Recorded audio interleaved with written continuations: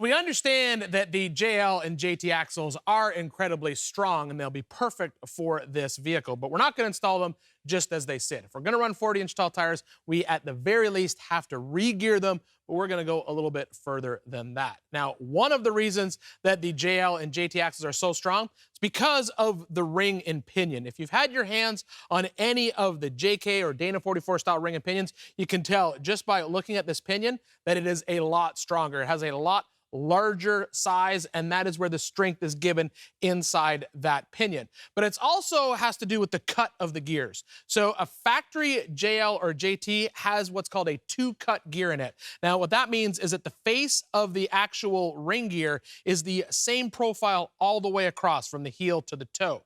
When you upgrade your gears or simply change them out, you don't want to basically downgrade the gears and go to a gear that may have a 5-cut profile. The 5-cut gear has a difference in tooth size and therefore is not as strong.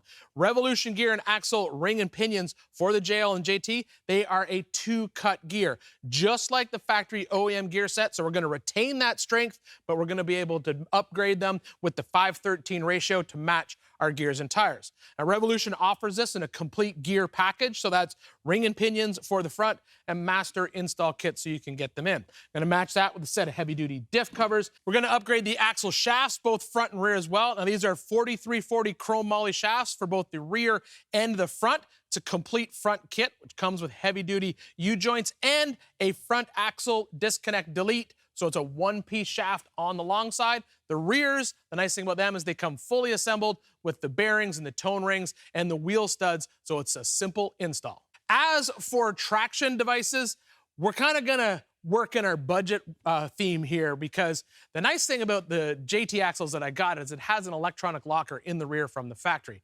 I like to set up my wheel and rigs with some type of mechanical traction adding device in the back and then a selectable locker up front. That way, when you're on the trail, you always know you're going to have two wheels spinning in the back. So for the back of our axles, we're actually going to remove the electric locker and replace it with an Eaton Truetrac. That will ensure that we have that mechanical additional traction device in the rear. No buttons, no switches, no nothing, just traction when we need it. Then we're going to take the E-Locker. We're going to move it to the front axle, because right now that axle's open, and then we'll end up with a selectable locker in the front, which is exactly what I want.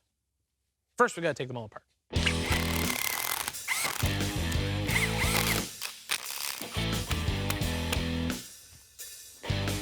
There's lots of fluid in there. No.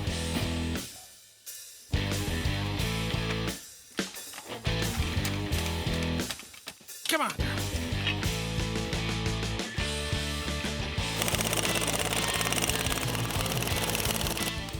The JL axles are a crush sleeve axle, so that means you have to tighten the pinion nut slowly. Now, when you're dealing with these high-speed CV flanges like that's on this one, it can be hard to hold it because it's perfectly round. So I just drop a punch into one of the locating holes and just hold on to it. I also keep readjusting the socket, because what I do is I look for an identifier on the socket. In this case, it's actually the number of the size. And that way, when I put it on there and pull the trigger, I just want to move the nut 1/8 of a turn at a time until I get the right pinion bearing preload.